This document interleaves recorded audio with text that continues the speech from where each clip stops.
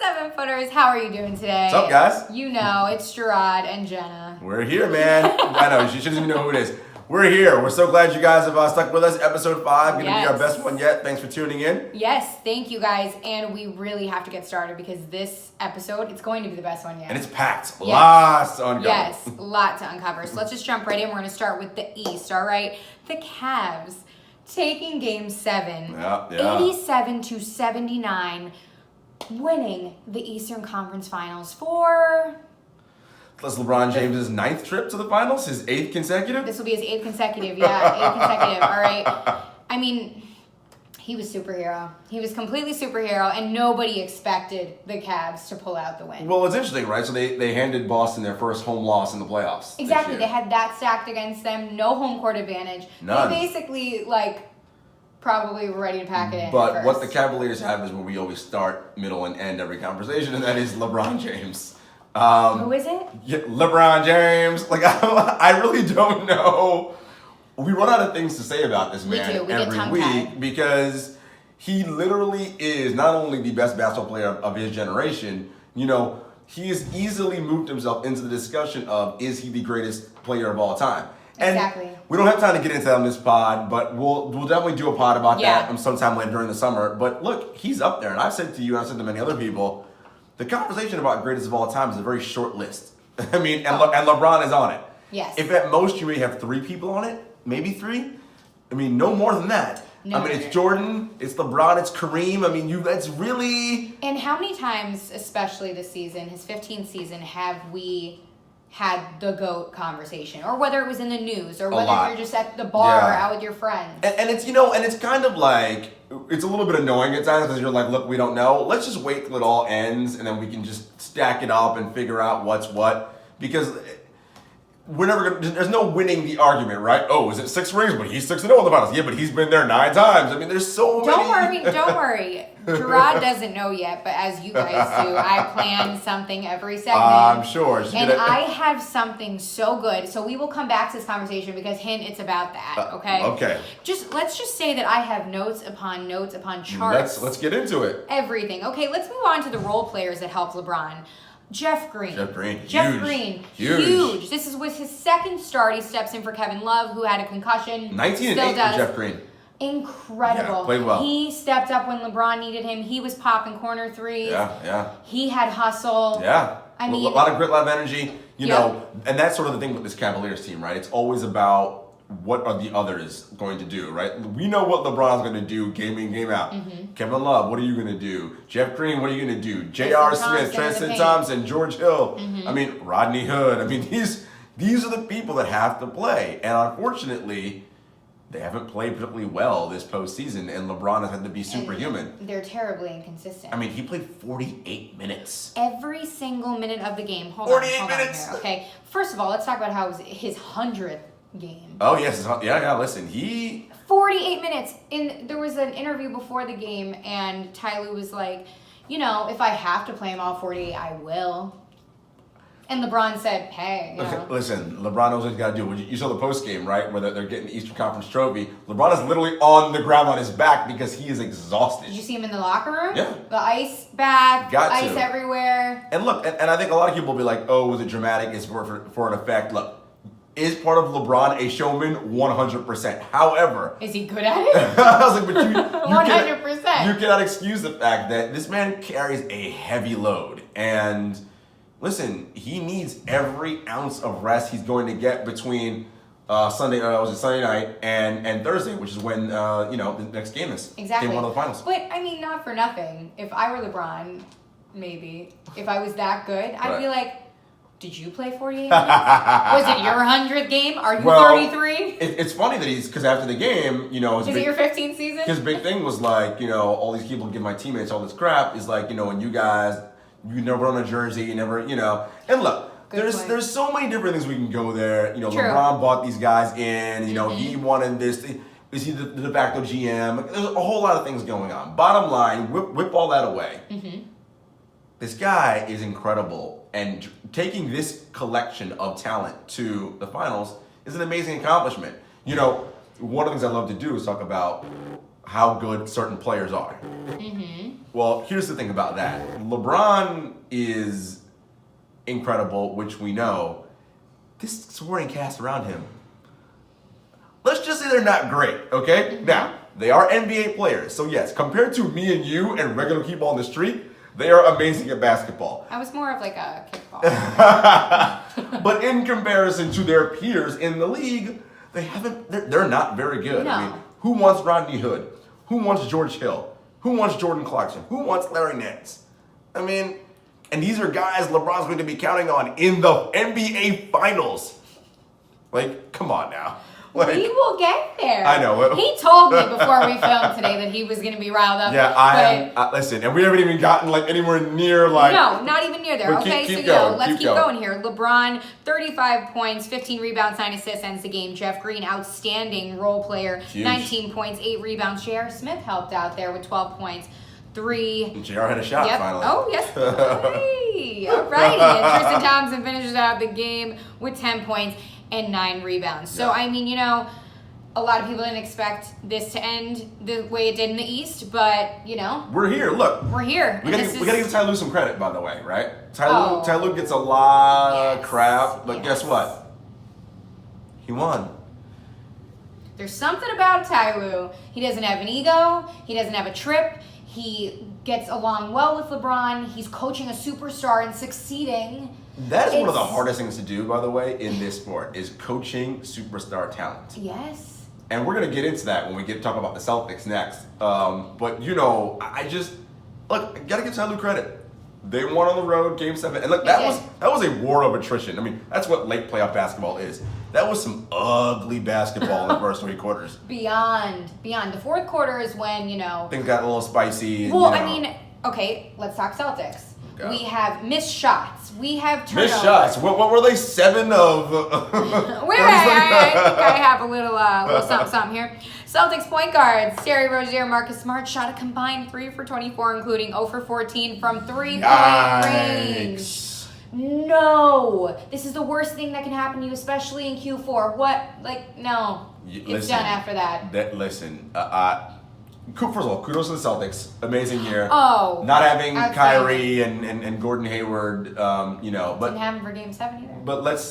we'll talk about that. Let's not act like they don't have a lot of talent though on that Oh team. no, but I mean, Jason during Tatum, this by the game- way, is Oh. a stud. That young We all boy, think that, you know what I'm saying? that But, young boy is ready to play. Oh, he's not ready to stop. Like I'm sure he went right to the gym after the Listen, game. I love Tatum's game. I think he's fantastic. Oh, he Jalen is. Brown's great. And how when he And dunked Al on Horford. LeBron and flexed on him after. Which, listen, you got to. I mean, you listen. the rookie and the vet. And LeBron was like, "What?" That meme. It was like, oh wait, who just dunked on me? And of course, LeBron Him. then just gave him the business Yeah. the next Yeah. couple trips down. But which reminded me of, and it wasn't a playoff game; it was a regular season game. I think it wasn't the All-Star game. I think it was an All-Star game where Jordan and Kobe were face off against each other, and I think Kobe may have like gotten Jordan with a move or something, and then Jordan like the next 3 or 4 possessions in a row hit Kobe with that patented turnaround fadeaway jumper in the post. You and know. just killed him. Nope, And, it's over. and then you can see them at the sort of at one point. Kobe's got his hands like down. He's like just listening, and Jordan's like schooling him, like, "Oh, listen, here's how I know what you're going to do, and how I bested you on those 4 things." And I think that was kind of that moment in a way for Tatum, right? It's It like, was. okay, cool. I got that one dunk off, and LeBron's like, "All right, son, let me show you how we do this here." Since we're talking about that moment, Yeah. let's actually talk about that moment in the post-game interview. Did you hear what he said? Who Tatum? Yes. Oh yeah, he meant I no was like- disrespect. He was just like, No, I have the quote. It will stay with me forever. It really will, okay? Here is the quote. I grew up watching LeBron, asking him to follow me back on Twitter. Fact. To be able to compete against a player like him and be a few shots away from beating him and his team, it's just something I'll always remember. Yeah, listen. He went to LeBron's skills camp in Oh the yeah, past. we seen the picture on the internet Oh. with LeBron with the young Tatum A baby and like Tatum. baby Tatum, and look, it's great. The Celtics' future appears bright. Yes. I will say this though, so the Celtics did lose at home, and they didn't seem to have a different strategy when their threes weren't falling, which is the theme of Very these true. conference finals, which we'll talk about when we get to the West Mhm. in a moment. Who do we blame that loss on? Is that on the players being young, or does Brad take some heat? The genius Brad Stevens. And love this question. And his, fantastic coaching. Does Brad take some heat? I think, yeah. Right? Great run. Great run. Kudos to you, but do you take some heat? Yeah. Your players lost at home now. It's like where was their mojo at home? It's like, how much rope do we give him, right? It's like, you had a lead and had a chance to win Game 7 to go to the finals at home, and your team lost. So how much of that do you get some blame for? And I'm not saying Brad's a bad coach, and I feel like every week I bang on Brad on this pod, and it's not banging on him. Debate. It's just more like I want nuance and perspective when we talk about Brad. Is he a great coach? Yes. Is he the greatest coach of all time who invented basketball? Calm down. Exactly. Let the man advance out of the Eastern Conference first, one time. Exactly. Before we go crazy. No, thank you. I agree. I think it's a really good question right now, especially going into the off season for non-playoff teams. Now only the Warriors and the Cavs, but now it's big rebuild mode a little bit. And here's the question I have. Let's restructure for the Celtics fans and for Brad next year. With a healthy Kyrie and a healthy Gordon Hayward next year. We hope. Let's assume they're all healthy. With what Tatum and Brown showed this year in the postseason, you might have some challenges, Brad, in terms of egos and massaging all that. Well, it depends how bad, first of all, you want the chip. Well, listen, Jason Tatum was not going to want to take a back seat to anybody next year.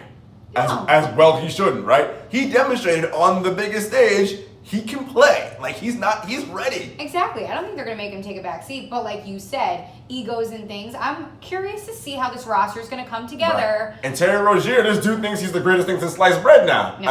Okay, let's be serious right now. Scary Terry, you had an incredible playoff run. We see, what everyone seemed to forget was during the regular season, he shot 38% from the field. So, and I say this all the time, and we say this last pod, the NBA is a make or miss league, right? Make or miss just means statistical variance. Sure, you get hot for 7 games in a row, but then you are eventually going to revert back to what you always do, which is be mediocre or average or whatever you actually are. Exactly. And Scary Terry and Marcus Smart, their numbers reverted back last night, right? I mean, or Sunday night, because that's what it is. And so look, it's all relative. I think Brad's great. Celtics' future looks bright, but hey, Danny and those guys, it'll be interesting to see what they do in the offseason. And then when everybody comes back together, how does Kyrie mesh with everybody? Because look, we know you love Kyrie. Kyrie wanted to leave Cleveland to be out of LeBron's shadow and be the man on his own team. Well, Kyrie, you got some young boys who may have something to say about that. So hey, it'll all be interesting to see this summer and how things play out. Let's just hope, everybody plays nice and we all recognize why we're here. Okay? We want the chip, and that's it. What do we gotta do? Speaking of Kyrie, no show for Game 7. Wasn't on the bench. Wasn't on the bench, which was sad for, my emotions for you. as well as everything else. But it's Game 7. You're going against your old team. People want you there. Let's be serious. And He's getting a nose job. No, I'm just saying. I'm putting myself in the shoes of the people that didn't know this yet. Right. You know what I mean? Right. It's Game 7. You want him there. Right. What were the fans thinking? People were bashing him for that. But what I'm going to say, I'm going to flip it around. They shouldn't bash him. He was having surgery. But I don't know. We just didn't know. And it was elective surgery too, which means it wasn't life or death. You could have waited one more day to have that surgery. Thank you. Just saying. Just saying. And like I said, it's Game 7. Like, it's these little. You're a catalyst on that team. You're gonna see things that maybe Brad isn't seeing. It's these little things. Is all I'm saying. Come the off season and come next year, we'll see how this all. It's getting juicy. Stir the pot over there. He's stirring the pot. Stirring okay. the pot. Well, I am going to stir the pot into a question for you. Yeah, I'm ready. Okay. I'm ready. Let's see. It's like Jeopardy. No, I'm kidding. Okay. I thought this was interesting. Okay. Jeff Van Gundy said that LeBron dragging this team to the NBA Finals was his greatest achievement to date. There was a lot of mixed emotions on that. I want to know what you think. What I think. Was this his greatest achievement to date? It's a hell of an achievement, man. Look, I don't like to bash pro athletes in the sense of them from the standpoint of like, you can't play basketball. Because again, as I said earlier, that isn't true. Like, again, they are better than everyone walking the street at basketball. Yeah. Literally everyone. Yes. But we're not comparing them to everyone walking the street. We're comparing them to other NBA players. Yeah, And people all of their own caliber. Of their own caliber. And of the teams that were left in the Final Four in the playoffs, Rockets, Cavaliers, Celtics, Warriors, the Cavaliers had the worst supporting cast outside of their superstar, right? Yes, very true. If you had a pickup game with the Cavaliers non-stars, so take away LeBron and Kevin Love, those dudes versus the Warriors non-KD, non-Steph guys, right? Okay. Listen, the Cavs guys are getting smoked.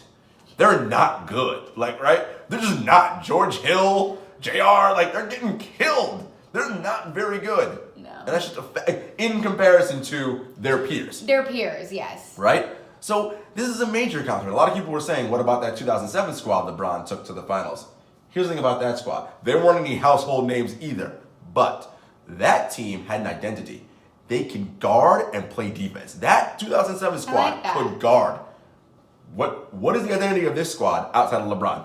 Well, they just got together about a few weeks ago. What do they do I don't well? know if we know. They don't do anything well. Exactly. They don't They guard can't well. find a flow, They don't they can't shoot do threes anything. well. They're not consistent, and it's extremely frustrating because it's literally like a fortune cookie. You never know what you're gonna get. Hit You or don't. miss. And it's nerve-wracking. So what that is we're talking about is the greatness of LeBron James, right? He's so good that ultimately it don't matter what these people are doing because he's like, listen, you guys stick with me. I can get you here. And it's interesting because like the Warriors, in many ways, LeBron is this way in that 10-point lead with a couple minutes to go. LeBron's cool. That ain't nothing. All right. I come back from worse. Yep. And it's that And he's seen everything. He's seen everything. It's his skill set. It's also his mind, and it's also his calm, right? He's not stressed out about it. He's like, okay. And he figures it out. My jumper's not working. Cool. Let me get to the post. Oh, da-da-da. He computes it so fast. I'm going to figure it out for us to get the best basketball player, for us to get points on the board and stop them from doing what they have to do. Yes, and that's what he was doing in the fourth. He was making plays. Yes, they weren't making a lot of shots, but LeBron was finding open looks, and making getting plays assists, and making plays. Exactly. And that is the part of it. That's what's so great about him, right? Is that he can affect the game in so this is many what ways. makes him the best basketball player in the world, right? Is that he can affect the game in so many different ways. Mm-hmm. If he's not scoring a lot, that's okay. I can rebound, defend, assist. I mean, I can do everything. there's so many different aspects of his game, right? And again, because he thinks the game so well, that's what sets him apart. And that's what really the top pros is what they do. Coach David Thorpe, who used to be at ESPN, Mm-hmm. one of his favorite sayings are, college kids play basketball, pros read basketball. And that's the thing. Like the top of the top and the pros read the game. Mm-hmm. And by read the game, meaning they see the play within the play. They know the play coming 3-4 steps down the line. Mm-hmm. Chris Paul's like that, right? There's certain people who they see the game in steps ahead. And honestly, and we'll get to that when we talk about the West, Yes. that was missing, right? For the Rockets is seeing. They looked lost. Well, we're gonna get into that because I got stuff to say about that. Okay. Well, let's do it then. Let's just get into it. Let's okay. dive right into the okay. West. Here we are. Here we go. Look at me getting all mixed up here. Okay. Warriors beat the Rockets in Game 7, 101-92, winning the Western Conference Finals. Okay. Now, the first couple minutes of the game, Q1, we didn't think the Warriors were going to win. First this. half, I mean, look, the Rockets came out and played well. Yeah.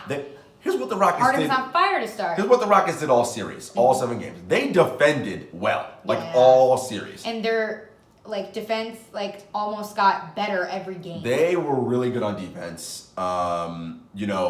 Their switching forced the Warriors away from what they like to do, which is ball movement, player movement. It forced them into ISO, right? Which is not what the Warriors prefer to do. And I say prefer because they can play ISO ball because they have the best isolation player probably ever in Kevin Durant on their team, right? Yes. So there's that piece of it, right? Mm-hmm. And what makes him so good is, again, there's no defense to stop him, right? When he's not playing well, it's because he's missing shots. It isn't so much that you're stopping him from making, he's just missing them. Yeah. Because you're not blocking him, he's just shooting up over everybody. That's just how that game works. Mm-hmm. But that doesn't make the Warriors play at their best, and that's what I always say about them. Kevin Durant is the Warriors' best player, but Stephen Curry is their most important player. Oh. Because the offense and the team and the engine runs around his skill set. When he initiates the play and is initiating the offense, that's what makes everything else go. That's what makes Klay Thompson go off for 35. Draymond knock down shots. That is what gets the rest of it going. And Kevin Durant, because he's just so skilled, can slide in and fit anywhere, right? That's what makes them so dangerous and so good. But the problem with the Rockets was, again, in Game 6 and in Game 7, where was their plan B? And a lot of people were saying, well, their plan B was Chris Paul sitting on the bench. And in many ways... You can't think like that. Well, here's why I say that. The Rockets got to this point firing up threes. That is threes and layups, right? And Who's making those threes and getting to the free throw line. That is what they do, right? Yeah. When it's Game 7, and it's literally win or go home, and you are 7 of 44, 7 of 44 from 3. That is 15.9%. They missed 21 threes in a row at one point. 27, excuse me. Good Lord. 27 threes in a row at some point. At what point do you say, okay, time is ticking, and we're getting closer to the end of the game, and Steph Curry's hot, and we may not win? Let's figure, threes aren't falling. I'm not saying abandon threes. Let's do something different to get ourselves a quick, easy bucket. And you know who would have done that? Chris Paul would have done that. Because he would have said, oh, we're not making threes? Give me the ball. I'm going to run pick and roll. I'm going to get to the mid-range, shoot a mid-range jumper, a higher percentage shot, right? Or I'm going to get a lob to Clint Capella. I'll do a couple of those, get us some easy buckets, right? And then we'll go back to our shooting threes, and see how that works. Change it up a little bit, because every time they went down the floor, the Warriors knew where they were going, what they were doing. Just to stem the tide. Yeah. And they couldn't do it. And that responsibility falls on two people. Mike D'Antoni, head coach, for not saying we got to do something differently, but that's Mike. Mike is inflexible in that way. That is what he does. And that's the gift and the curse of working with him. When that system works, it's looking great. When it don't work, you got problems. Again, I'm not saying abandon what you do, but when it's not working, and it's Game 7 in particular, you go home if you lose this game. It's over. No more playoffs for you. You don't win the NBA Finals. Just, okay, maybe this time down we don't jack through right away. Maybe we run pick and roll. Maybe we get a little mid-range. We do something a little, just a couple, once or twice. Just to get a different... who's the second person? James Harden. And... Looks like James Harden gave up at the end of that game. Here is the thing. James Harden is one of my favorite players in the league to watch. I enjoy Harden's game. Loved him since he was at Arizona State. A huge fan of his game. A lot of people don't like his game aesthetically. I think it's a great game. I love that crafty, kind of sort of like old man game. I'm going to bait you into fouling me. Plus he's a lefty, so it's always cool to watch lefties do things. That hesitation dribble, that pull-up step-back jumper. I mean, when it's on, woo, it's fire. He's cooking, right? He's cooking with gas. Except he wasn't cooking with gas this series, right? He didn't have any gas for a while. And that is the problem. And here's something that I think all fans, we all do it, and I think we need to step back and remember. We can't ascribe what we want for these guys to be onto them if that's not their personality and who they are. And I literally have to question, does James Harden want to win an NBA? Does he care about that kind of thing? Well, apparently he doesn't care if he's not making shots. Because, again, for the, third, fourth consecutive playoffs in a row, he's running out of gas late. And it's clear. And I wonder, how much time in the offseason does James spend on his conditioning and on his body? Yes, he's an NBA player. I understand that. But, dog, you are running out of gas again. How come? He's a younger player. He's in his prime age, LeBron would say. He's in his prime. So that is a good question, actually. What is going to happen next now? What are we going to do after this? What do we need to do after this? Are we going to sign CP3 again?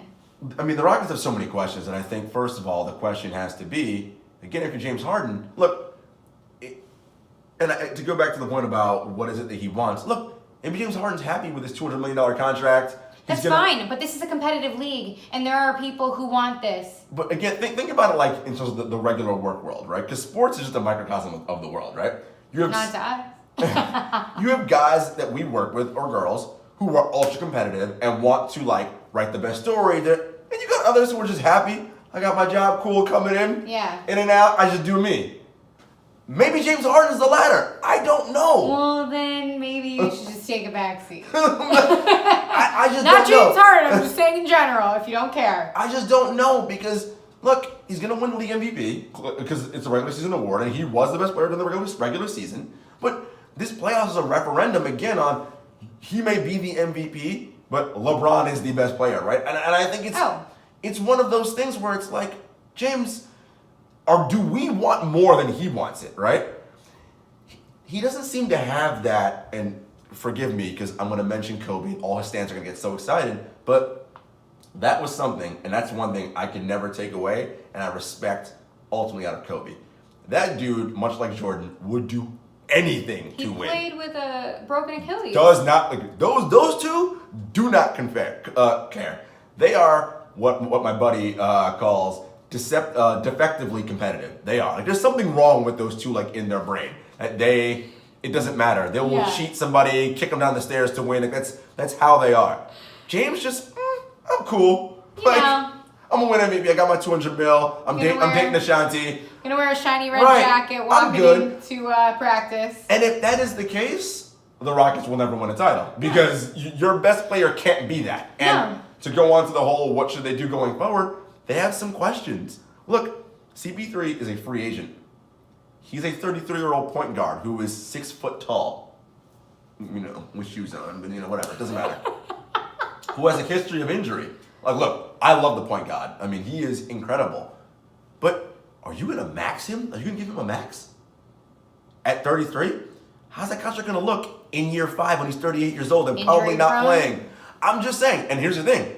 They probably do because the only reason they were able to get him was because there was a hush-hush, wink-wink, nod. And don't worry, we'll re-up you and give you the max deal. Well, okay. You max him. Harden's already got his max. That means Capella's up. What are you going to do there? You can't max Capella too. And there's all this stuff. We got to get LeBron. I mean, what are you doing in Houston? I'm not saying it's a wholesale reset. That's why they went home, because they don't know. But Daryl Morey, who is one of the more creative GMs in the league, has got to figure something out because in a league where the Warriors still exists, and look, here's the thing. This team was, as Daryl said, they're obsessed with the Warriors, designed to beat the Warriors. And they were close. They were in Game 7 with a lead at halftime. Okay? Here's the point. They could have won. They could have won. It's not like it was a blowout. Okay, you know what? There's no way we could have came back. They made mistakes. They lost by 9 points and shot 7 of 44 from 3. They couldn't shoot. I mean, lost by 9, 7 of 44 nothing to talk about here because the game was what it was. And I don't care about what anybody says about the refs and this and that. You lost the game. Listen. You lost the game. The referees did not dictate the outcome of that game. However, I will say, and this is the thing that Harden, again, going back to Harden, needs to adjust to. For whatever reason, during the regular season, the refs let him do his, I'm going to bait you into fouling me, and I'm going to go to the free throw line 10, 11 times a game. Cool. They don't let that thing slide in the playoffs. For whatever reason. This is the real deal. Whether they get annoyed by him, whatever it is, they don't let it slide. He has to be like, okay, they're not letting me do this. I need to do something else. And guess what? He's skilled enough to do something else. James Harden is an elite scorer. So are we saying it's laziness? It's something. I don't know what. Look, maybe he doesn't. Look, again, going back to the work analogy. In many ways, he is at the top of his profession. Could it be league MVP? One of the, no matter how you slice it, 5, 6 best players in the league? Guess what? If I was one of the 6 best sports opinionists, commentators, writers in the world, it'd be pretty good. I'd be like, you know what? Life's pretty good. Maybe James is happy being where he is. That's fine. I think it just depends on the kind of person that you are. And you know what? I mean, this is obviously a longer conversation, but I just have to get this off my chest. Go. The whole debate between MVP, Harden, and LeBron. Right. Yeah, I get it. He was the best during the regular season, and his numbers were this, his numbers were that. Right. But LeBron, did he carry the team on his back? LeBron did showed he play 48 minutes? LeBron showed again. Yes. LeBron showed courage. LeBron showed more than being a player. Right. He showed the package, the 360, the feels, He did mentality. whatever it took to win. Exactly. Whatever it took to win. And so, for Harden, are we factoring this in? Is this a numbers game? That's what bothers me. Well, because so as you know, the NBA not only is the MVP a regular season award, it is a narrative-based award, right? So we start with a narrative at the beginning of the season, and then that's what we stick with. And sometimes it changes, but for the most part, that's what we do. In many ways, the narrative was we owe James an MVP because for many people, James should have won the MVP last year. I know Russ was a triple-double guy, but James is a much more efficient player, much better assist guy last year than Russ was. I get it, and I'm not arguing with you. This is just the thing that makes me mad. It's Right. like, yeah, I get it. It's this and that. We owe him. No, no. I'm sorry. This isn't like, oh, you didn't get it this year. Here's a participation trophy. And I agree with you. I'm just saying how I the know. votes work, Yeah. right? And that was a narrative. The narrative is because look, And that's if you really terrible. want to do the MVP award, LeBron would probably every year, right? I mean, if like just like Jordan should have won it every year. I mean, really, was Karl Malone better than Michael Jordan in '98? No, and he proved it in the finals, right? That's just how this award always works. Voters get tired of voting for the same guy every year, which is why there should be 2 awards: most valuable player, right, and the most outstanding offensive player. That way, okay, James Harden, cool. You were the most outstanding offensive player this year. You weren't the most valuable player in the league, though. That's No. LeBron James. Yep. So, however you figure that out, but that's Okay. argument for another day. It really is. It really is. Oh, And before we wrap this segment short, Yeah. I know we're getting there. We got to shout out the Rockets role players: PJ Tucker. I mean, Eric Gordon. Those And guys I'm sorry, I was one played of the their butts off. people. Amen. I was one of the people that was like, all right, how long is this streak gonna last for PJ Tucker? But good for him. Listen. Oh my gosh, he deserves to wear that purple outfit right into the locker Yes. room. He deserves anything. He can put on that purple suit with the no shirt. I'm fine with that, PJ. Eric Gordon. Yeah, they grab Clint rebounds. Capella. Listen, those guys play well. Wow, talk about a building season for the role players. They played really well. Unfortunately, they needed more from their lead man, and he didn't deliver. And as Brad Stevens said, the pain is all about the path, or the path is all about the pain. And we'll see. We'll see if James, And last thing, yeah, both games ended on non-home courts. yeah, Game 7. yeah. Basically, things stacked against people. Like, Yeah, proving you can win on the road. But again, look at the 2 teams that won on the road. I mean, one has LeBron James, the unsolvable puzzle, and one has 4 and one All-Stars, has freaking. 2-time MVP. I mean, Kevin three of the greatest shooters we've ever seen in our lives, and listen. You're right. I mean, and here we are again, and that's why we are here for the 4th year in a row. Kudos And, to the Warriors for winning. I mean, again, they do that thing where they play lackadaisical in the first half, and they're like, all right, we're ready now. Turn it up. Third quarter, Steph and KD just went bonkers, and that was it. Game over. I think it was like KD in Q3 had 21 points alone. It was the 2 of them It's just just went nuts. They absurd. were like, all right, we're done now. Steph Curry got a hot hand. Let's stop fooling around. We're Exactly. finished now. All right, let's actually take it serious now. And the thing about it is, if the Rockets have found a way to keep that game, because it was 9 points, but you never felt like they could overcome it just because Harden wasn't making the right plays. Yeah. If they found a way to keep that game super close as it went down, I just wonder how the Warriors would have responded, because that's the thing about them. They're a fantastic front-running team, right? When they get a big lead or whatever, they're really good at that. Yeah. Tight games down the stretch in the 4th quarter, and we saw that in this series, they tend to make mistakes. Yeah. So, just food for fodder for the Cavaliers when we get to our finals preview in the next segment. Yes, and let's wrap this up so we can get to that preview, guys. East and West, all done. All done, man. Now it's just the Cavs and the Warriors. Part all 4. too familiar. But you know what? A lot of people said really quick that this would be boring. This It's not is boring. not we got boring. plenty of storylines. We're Let's go. excited. All right, we'll see you guys in the finals. Preview. Thanks, guys.